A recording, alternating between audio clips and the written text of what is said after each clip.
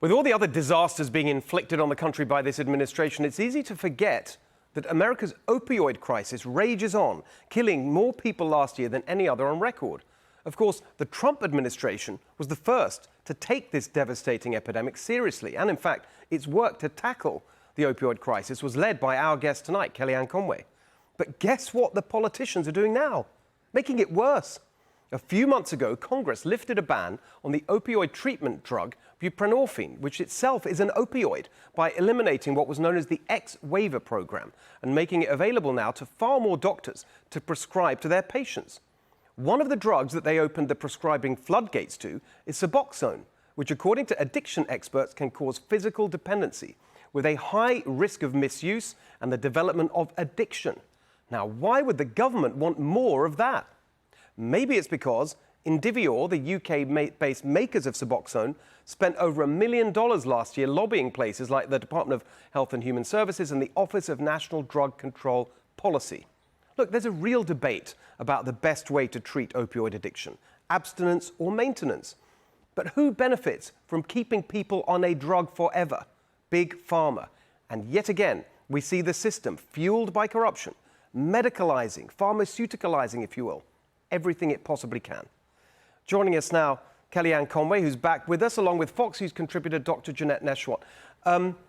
Great to see you here in New York. I mean, you're both such experts on this. I'll just start with you. Your thoughts on what we're seeing? So I think it's important to acknowledge that drug addiction, this is a very perilous, complex disease in our country.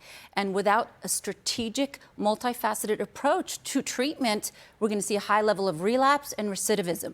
And that's why it's important not just to prescribe a medication, not just to use medications like Suboxone or methadone or Vivitrol, but use it in conjunction with behavioral therapy, with counseling, with support groups like AA or NA, Narcotics Anonymous.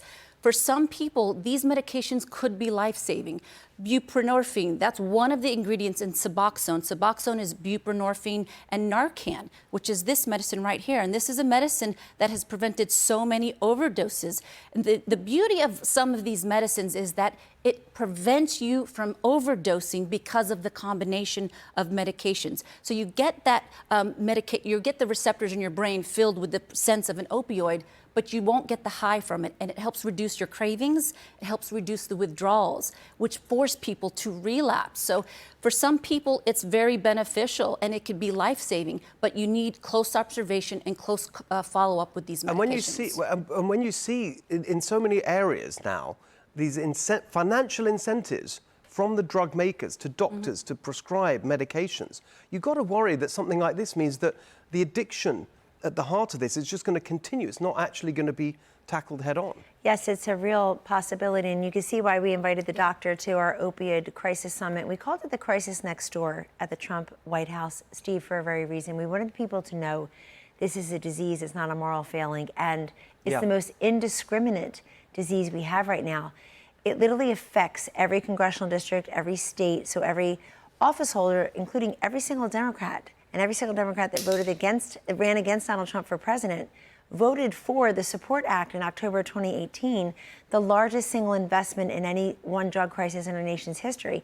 Kamala Harris, Cory Booker, Elizabeth Warren, Beto O'Rourke, Seth Moulton, Bernie Sanders, they all ran against Donald Trump for president. They all voted for his drug policy. Why? Because they see the need. Let's put this in context. Right now, as we sit here, fentanyl is the #1 killer of 18 to 45-year-olds in this country.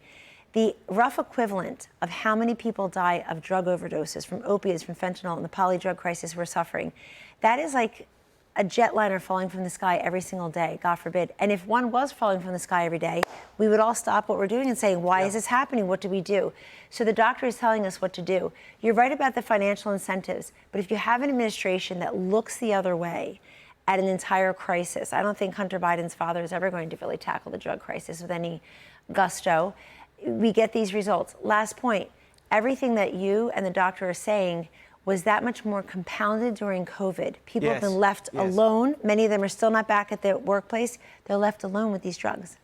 And just finally, I mean, you made the point that you need treatment and real support because it's so hard to get off drugs. And this feels like the system is just lurching for this quick fix, prescribing medication instead of really putting the effort in to help people get off drugs? It's estimated there are about 25 million Americans who struggle with drug addiction, and only about 11% of them are getting the help that they need. In my opinion, it's not just about rehab and detox and recovery, but we also need to focus on education, prevention, securing our southern border, making sure parents at home, teachers are teaching our children one pill can kill you, tackling social media, Snapchat, Instagram, where young teenagers are purchasing medications exactly right. and overdosing. I mean, it just reminds me, actually, and I mean, that's what you did. You brought it all together, you put focus on it, you put presidential authority behind it. We've seen nothing like that. We had a whole of government approach where we pushed it out to the cabinet agencies, and then they each had a report back. And then we involved the private sector. People were really excited. We had Walmart, we had Walgreens, we had so many people involved. Last thing I wanted to mention, because I never hear anybody talk about this anymore, our great former First Lady Melania Trump tackled the NAS babies, neonatal abstinence syndrome. At the time, it's probably worse now at the time, in every 100 births, baby was born already chemically dependent. It's about 150 infants a day. In the old days, you put the mother in jail, you prosecuted her. No, we tried to augur against that. What we said was, it's better for the baby for them to stay together, and it's better for the mother for them to stay together, and give them that next step. Again, it's this long-term way of thinking about it. It's not a quick fix. Correct. It's very, very hard. It's very serious, and I just worry that what the politicians are doing now is just, it's not only not enough weight and authority and energy, it's actually could be going in the wrong direction. Kellyanne. Thank you. We'll see, and Janette, we'll see you later in the show. Thank you for that discussion.